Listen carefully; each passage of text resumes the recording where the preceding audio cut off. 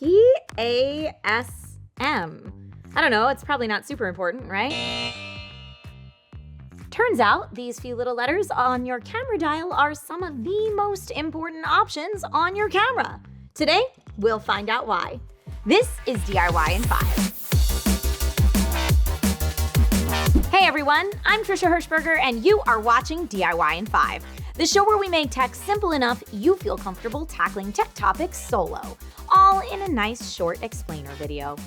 Today, we're talking camera shooting mode, so you know your P's from your M's, and so forth. If you find the tips in this video useful, please feel free to like this video and subscribe to this channel so you don't miss out on any future tech explainers. Today, most digital cameras have different camera modes that will dictate how much you'll be in charge of your camera settings versus how much your camera decides for you. While you'll often hear photography experts claim that manual is always best, even if you're already very well versed in shutter speed, aperture, and ISO, and if you aren't, we've got a video for that, there are real-life situations where you'll want to focus all your concentration on the subject you're shooting and let your camera do some of the work for you. So let's break them down. Manual mode is exactly what you'd think. You decide all your settings manually and your camera controls nothing.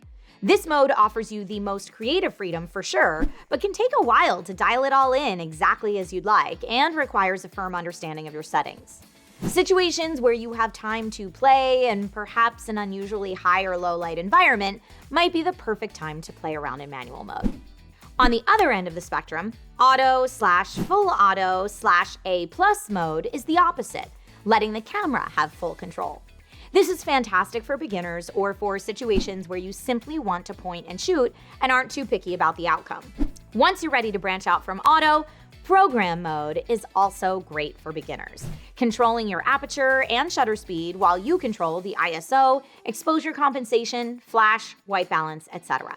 This is a simple solution for basic photography, but if you want more artistic shots, keep listening. Shutter priority mode, seen as S or TV on most dials, will allow you control of the shutter speed, aka how long your shutter stays open to allow in more light, or closes quickly to capture a fast-moving subject. Your other settings will adjust accordingly. If you know the shutter speed you want in advance, this is the mode that you'll want to use. Then we have aperture priority, or A or AV on your dial. As you may have guessed, this allows you to take control of the aperture, adjusting f-stop to make your photos look brighter or darker, and determining depth of field. In this mode, your camera will adjust your shutter speed for you. This mode is one of the most popular with photographers and is great for non-moving subjects. While not one of the main shooting modes we've discussed today, I want to give a quick shout out to Auto ISO. Some cameras have this feature so that your camera can control the ISO for you if needed. Many of the modes we've discussed today leave the ISO up to you, so it can be helpful.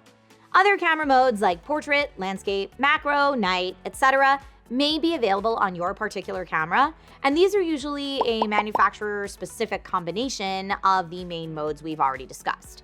Refer to your manual to see exactly what these do, and note that most of these modes differ widely per camera and are often not even available on more professional cameras. So it's usually advised to not get too dependent on them. Which camera mode is your go-to? Let us know in the comments, and thanks so much for watching today's episode of DIY in 5. See you soon!